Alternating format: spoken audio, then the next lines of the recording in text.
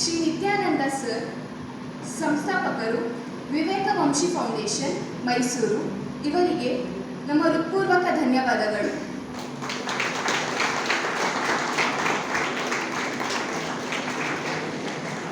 ಈ ಸಮಾರಂಭದ ಅಧ್ಯಕ್ಷತೆಯನ್ನು ವಹಿಸಿ ನಮ್ಮೆಲ್ಲರಿಗೂ ಸದಾ ಮಾರ್ಗದರ್ಶಕರಾಗಿರುವ ಮಾನ್ಯ ಪ್ರಾಂಶುಪಾಲರಾದ ಡಾಕ್ಟರ್ ಹನುಮಂತ ಆಚಾರ್ಯ ಜೋಶಿ ಸರ್ ರವರಿಗೆ ನನ್ನ ಧನ್ಯವಾದಗಳನ್ನು ಅರ್ಪಿಸುತ್ತೇನೆ.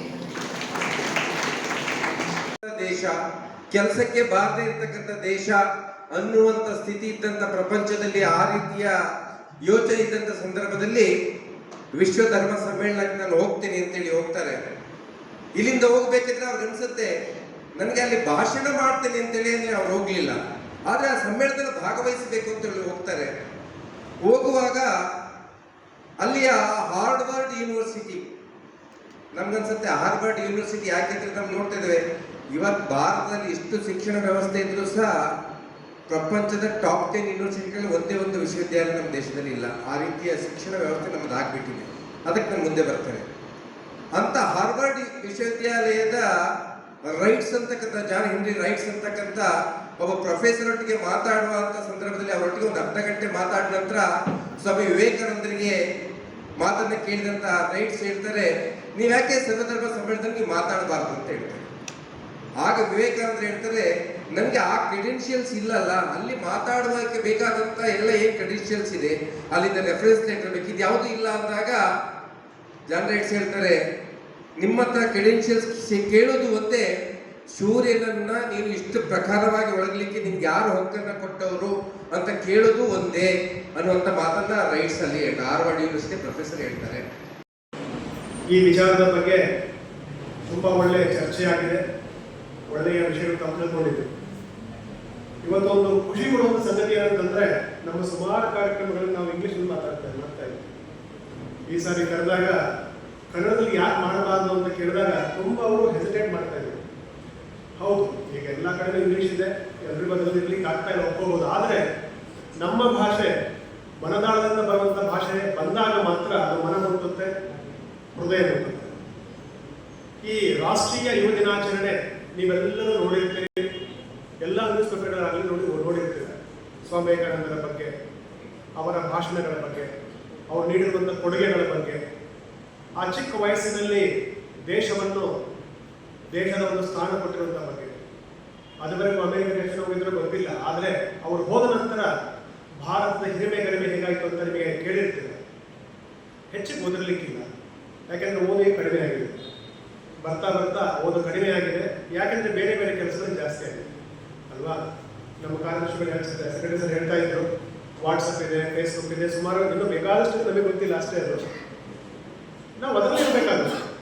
ನಾವು ಕಂಪ್ಲೀಟ್ ಡಿಫ್ರೆಂಟ್ ಆಗಿರ್ಲಿಕ್ಕೆ ಸಾಧ್ಯ ಇಲ್ಲ. ಅದರ ಜೊತೆಗೇನೆ ನಾವೇನು ಮಾಡಬೇಕಾಗುತ್ತೆ, ನಮ್ಮ ವಿಷಯಗಳ ಬಗ್ಗೆ ಓದ್ತಾ, ನಮ್ಮ ಸಬ್ಜೆಕ್ಟ್ ಬಗ್ಗೆ ಓದ್ತಾ, ದೇಶಕ್ಕೋಸ್ಕರ ಒಂದು ಸ್ವಲ್ಪ ಕೆಲಸ ಮಾಡ್ತಾ ಮುಂದುವರಿಯಬೇಕಾಗುತ್ತೆ. ಈ ನ್ಯಾಷನಲ್ ಯೂತ್ ಡೇನ ಸುಮಾರು ವರ್ಷಗಳನ್ನು ನಾವು ಮಾಡ್ಕೊಂಡು ಬರ್ತಾ ಇದ್ದೀವಿ. ಶಾರದಾ ವಿಲಾಸ ಫಾರ್ಮಸಿ ಕಳೆದ 17 ವರ್ಷಗಳಿಂದ ಮಾಡ್ಕೊಂಡು ಬರ್ತಾ ಇದ್ದೀವಿ. ಈ ಕಾರ್ಯಕ್ರಮದಲ್ಲಿ ರಾಮಕೃಷ್ಣ ಆಶ್ರಮದ ಹಲವಾರು ಸ್ವಾಮೀಜಿಗಳು ಬಂದೋಗಿದ್ದಾರೆ. ಇದೇ ವೇದಿಕೆಯಲ್ಲಿ ನಿತ್ಯಾನಂದ ಸ್ವಾಮೀಜಿಗಳು, ಮುಕ್ತಾನಂದ ಸ್ವಾಮೀಜಿಗಳು, ನಂತರ ಸುಮಾರೆಲ್ಲರೂ ಹಿರಿಯರೆಲ್ಲ ಬಂದೋಗಿದ್ದಾರೆ, ಮಾತಾಡಿದ್ದಾರೆ. ಜೊತೆಗೆ ಈ ನಮ್ಮ ಫಾರ್ಮ್ ಡಿ ಕಾರ್ಯಕ್ರಮವನ್ನು ಉದ್ಘಾಟಿಸಿದ್ದೇ APJ ಅಬ್ದುಲ್ ಕಲಾಂ ಅವರು 2013ರಲ್ಲಿ. ನಾನು ಇದೆಲ್ಲ ಯಾಕೆ ಹೇಳ್ತಾ ಇದ್ದೀನಿ ಅಂತಂದ್ರೆ, ನನಗೆ ಸುಮಾರು ಜನ ವಿದ್ಯಾರ್ಥಿಗಳಿಗೆ ಅನಿಸುತ್ತೆ, ಸೀನಿಯರ್ಸ್ಗೆಲ್ಲ ಗೊತ್ತಿದೆ, second third year fourth year ನೋಡ್ತಾನೆ ಇದ್ದಾರೆ ಏನೇನು ಕಾರ್ಯಕ್ರಮಗಳು ನಾವು ಮಾಡ್ತೇವೆ ಅಂತ. ಇದು ತುಂಬಾ ಪ್ರಮುಖ ಆಗುತ್ತೆ, ಇಂಪಾರ್ಟೆಂಟ್ ಆಗುತ್ತೆ. ಯಾಕೆ ಅಂತಂದ್ರೆ ಓದಿ ಎಲ್ಲರೂ ಓದ್ತಾರೆ ಅಲ್ವಾ. ಒಂದು ಕೋರ್ಸ್ ಸೇರಿದ ನಂತರ ಡಿಪ್ಲೊಮಾ ಓದಿ, ಬಿ ಫಾರ್ಮ್ ಅಥವಾ ಫಾರ್ಮ್ ಡಿ ಓದಿದ ನಂತರ ಸಬ್ಜೆಕ್ಟ್ ಓದಲೇಬೇಕು. ಎಷ್ಟು ಓದಬೇಕು, ಎಷ್ಟು ಓದಬೇಕು ನಿಮಗೆ ಬಿಟ್ಟಿದ್ದು ಅಲ್ವಾ. ಹೆಚ್ಚಿಗೆ ಓದಿದ್ರೆ, ಅರ್ಥ ಆದರೆ, ಸರಿಯಾಗಿ ಪರೀಕ್ಷೆ ಬರೆದ್ರೆ ಮಾರ್ಕ್ಸ್ ಚೆನ್ನಾಗಿ ಬರುತ್ತೆ, ಒಳ್ಳೆ ಕೆಲಸ ಸಿಗುತ್ತೆ. ಕಡಿಮೆ ಬರೆದ್ರೆ ಒಳ್ಳೆ ಟ್ಯಾಲೆಂಟ್ ಇದ್ರೂ ಕೂಡ ಒಳ್ಳೆ ಕೆಲಸ ಸಿಗುತ್ತೆ. ಮನುಷ್ಯ ಹುಟ್ಟಿದ ನಂತರ ಸತ್ತ ಅಂತ ಆಗಬಾರ್ದು. ನಮಸ್ಕಾರ. ಇವತ್ತು ಶಾರದಾ ವಿಲಾಸ್ ಫಾರ್ಮಸಿ ಕಾಲೇಜಿನಲ್ಲಿ ರಾಷ್ಟ್ರೀಯ ಯುವ ದಿನವನ್ನು ಆಚರಣೆ ಮಾಡಲಾಗ್ತಾ ಇದೆ, ಸ್ವಾಮಿ ವಿವೇಕಾನಂದರ ಹುಟ್ಟಿದ ದಿನದ ಪ್ರಯುಕ್ತ.